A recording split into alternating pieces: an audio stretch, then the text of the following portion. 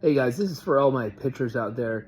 Recently, I made a post that was going over a recent study that was looking at minor league pitchers and the use of weighted ball programs, and I wanted to make a follow up on this just from my own observation with some of the pitchers and baseball players that I work with, and just kind of some of the injuries that we've been seeing, and I also wanted to reference a few other studies that kind of like give a little bit more of a whole picture and just like our opinion overall on just development as a pitcher.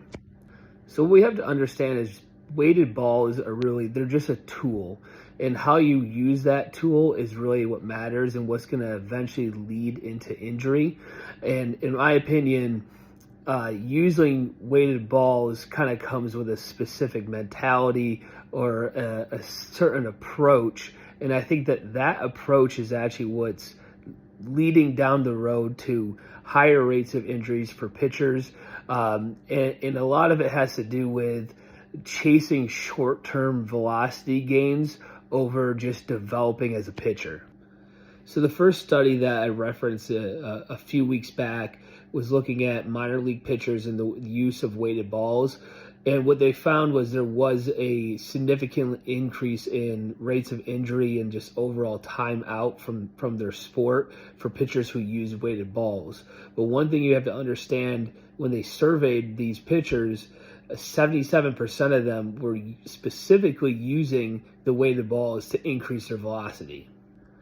So with that approach, you can almost assume that they're probably throwing more often, maybe throwing more warm-up throws before games, probably throwing at 100% or higher velocities a lot more often. So another study that I looked through, they're just like looking through a lot of just metrics in major league pitchers, just trying to isolate anything that might indicate that they're going to be at a higher risk of injury. Going through this study, there's a lot of things to kind of go through and a lot of things that I could touch base on. But with this specific video, one thing I noticed was that the pitchers that did end up getting injured, they tend to have a higher velocity overall, which isn't really a shocker. They did use sliders more often, and their sliders, their velocity for their slider was relatively close to their fastball. But the major one that I noticed, at least specifically around these lines for this argument against weighted balls, is that they threw high velocity pitches more often. Then the next study I looked at was looking at younger athletes, younger pitchers, so in their adolescent years, and the rates of injury and just what's associated with that. And one thing that I noticed was that the group of athletes did get injured. They pitched more per game and they pitched more often. So they pitched more throughout the entire year. So they were pitching more months throughout the entire year versus a group that wasn't getting injured. So this group that was injured, they did start more frequently and they played significantly more showcases throughout the year. They did also have a higher velocity overall. One thing that they noted too was that on average, they threw significantly more warm-up pitches before the game as well. I believe it was like something like 34 warm-up pitches versus the non-injured group on average. They threw about 26, so they're throwing more often, and when they did throw, they threw more. And one thing that they mentioned in the study as well was that for the adolescent group, so this is like high schoolers, if you threw 85 miles per hour or higher, your potential or risk of injury increased by about 2.6 times.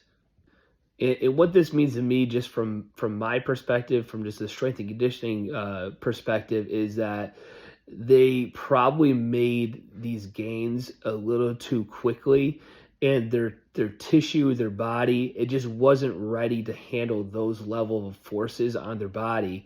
And when you don't have the connective tissue to handle those types of forces, if it came too quick, the overall just like potential of getting a soft tissue injury or tearing something, it's going to be higher. So the key takeaway here really for me is, whether to use weighted balls or not. Yeah, my personal opinion would be to try to stay away from it as much as you can. Maybe save that as a tool, or if you're working with a pitching coach who really knows how to use the weighted balls, go by what they say and trust them. Don't just blindly pick a program offline and just go through it.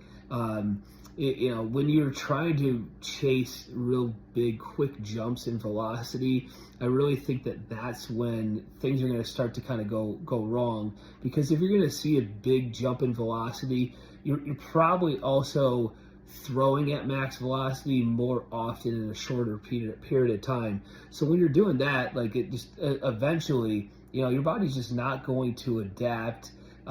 It's going to start to fatigue. It's going to start to break down. That's just how the body works, really. So when you're chasing those quick jumps and those big jumps, you are pretty much rolling the dice on that specific scenario. So really try to take the approach of like this. It's a marathon. It's not a sprint. Slow, consistent increases in velocity over time is always going to be better than seeing like very quick, maybe 5-10 mile per hour jump in your velocity. Whenever I see that in a pitcher, I kind of cross my fingers and I hope they don't get hurt. And this is mainly true when I have a pitcher who's maybe in like the upper 70s, low 80s, and then we see a jump like that. Once you're really hitting those higher velocities, that's when we might be a little concerned. When we see a big, quick jump. So I hope this helps. I hope it puts it into some perspective for you. If you are somebody who uses weighted balls, make sure you have somebody who knows how to use them appropriately and correctly. You have a coach that is able to kind of guide you through that, and don't lose sight of the long-term goal, which is to go play college, go as far as you possibly can.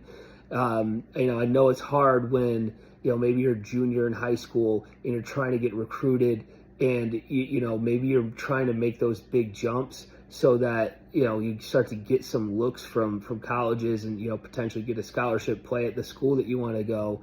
But just remember, if you do end up getting hurt, that might hurt your chances of also doing well in college.